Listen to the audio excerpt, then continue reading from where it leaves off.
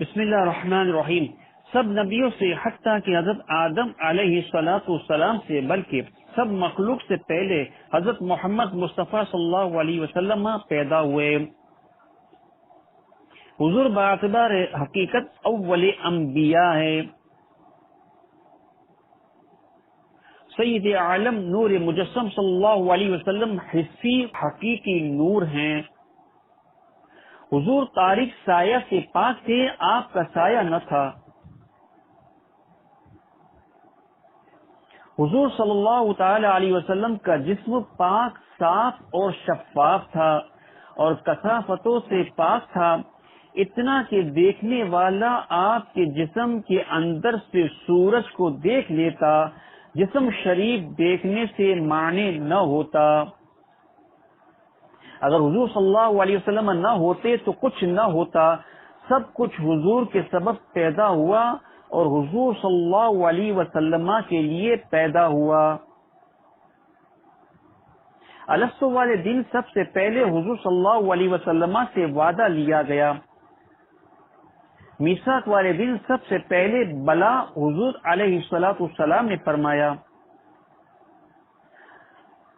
اللہ تبارک و تعالی نے عرش کے پائے پر اور ہر آسمان پر اور بہشت کے درختوں اور محلات پر اور حوروں کے سینوں پر اور فرشتوں کی آنکھوں کے درمیان ان سب پر حضور صلی اللہ علیہ وسلم کا اسم شریف لکھا۔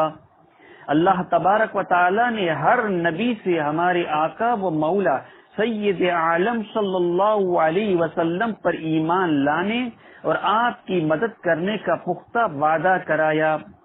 حضور علیہ السلام و صحابہ و خلفاء اور امت کی تعریف اور آپ کی تشریف آوری کی خوشخبری پہلی کتابوں میں تھی۔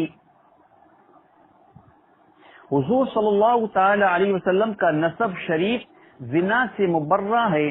طیب و طاہر یعنی حضرت آدم علیہ السلام و حوا علیہ رضی اللہ تعالی عنہ سے لے کر اور حضرت عبداللہ و آمنہ رضی اللہ تعالی عنہما تک سب کے سب پکے مومن، موحد اور مسلمان تھے۔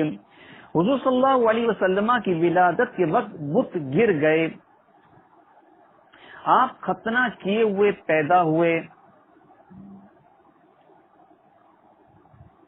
آپ صلی اللہ علیہ وسلم ناک بریدہ پیدا ہوئے۔ آپ صاف ستھرے پیدا ہوئے، کسی قسم کی میل کچیل نہیں تھی۔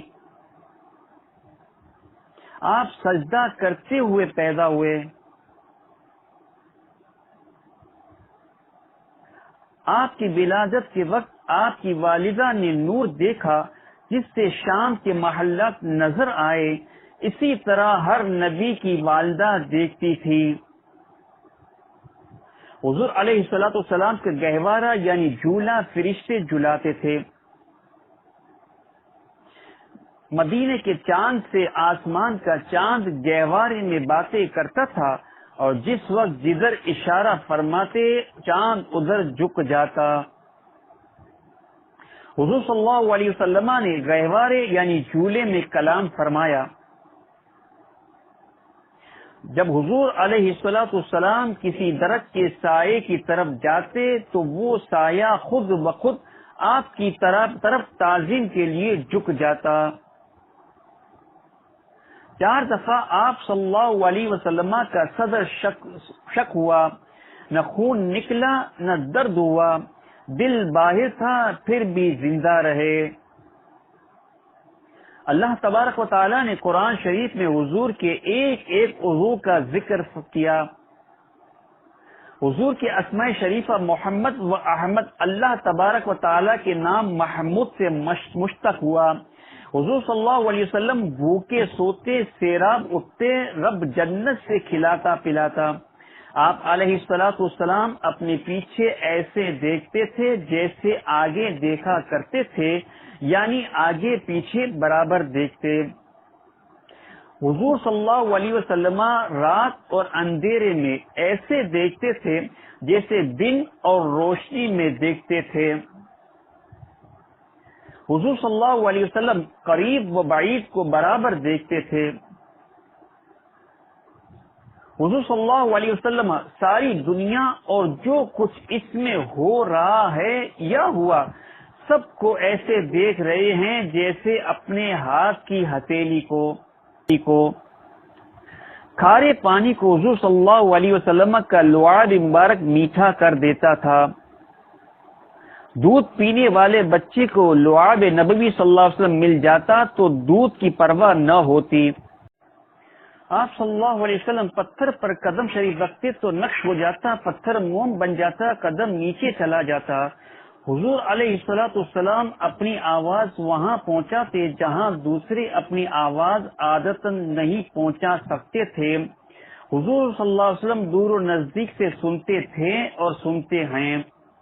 حضور صلی اللہ علیہ وسلم دور و نزدیک سے سنتے تھے اور سنتے ہیں. حضور علیہ السلام نے کبھی جمائی نہیں لی، اسی طرح سب انبیاء علیہ السلام نے کبھی نہیں لی. حضور صلی اللہ علیہ وسلم و دیگر سب انبیاء اسلام سے بری تھے. آپ صلی اللہ علیہ وسلم کا پسینہ کستوری سے زیادہ خوشبودار تھا. آپ صلی اللہ علیہ وسلم کے بدن مبارک اور کپڑوں پہ مکھی نہیں بیٹھتی تھی. مچھر نے کبھی آپ صلی اللہ علیہ وسلم کا خون نہیں چوسا. آپ صلی اللہ علیہ وسلم کے بدن اور کپڑوں میں جھونک نہیں ہوتے تھے. حضور صلی اللہ علیہ وسلم کو معراج کی شب رب نے لگام دار سواری یعنی براق بھیجی.